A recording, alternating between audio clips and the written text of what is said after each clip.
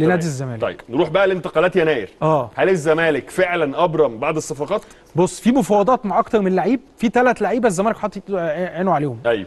صفقات يناير مش هتبقى كتير قوي زي ما الناس متخيله، 2 3 بالكتير. ماشي. 2 لعيبه احمد كتير في يناير. يعني ده 2 مقارنه باللعيبه اللي جروس طالب رحيلهم. جروس طالب رحيل حوالي 7 أو 8 لعيبه. ماشي. احمد ربيع لاعب نادي البنك الاهلي، وده ترشيح من الكابتن امير عزمي اللي هو كان مقتنع بيه من ايام نادي السكه الحديد وعارف مستوى اللاعب. ماشي. وعمرو ناصر مهاجم نادي فاركو. اللاعبين دول الزمالك حاطط عينه عليهم، وفي رغبه من مسؤول نادي الزمالك ان يتم التعاقد معاهم. احد الاسماء اللي الزمالك منتظرهم بفارغ الصبر بيرسي تاو. بيرسي تاو. الزمالك عارف ان خلاص ايام بيرسي تاو معدوده مع النادي الاهلي. الزمالك يقدر يتحمل مرتب بيرسي تاو؟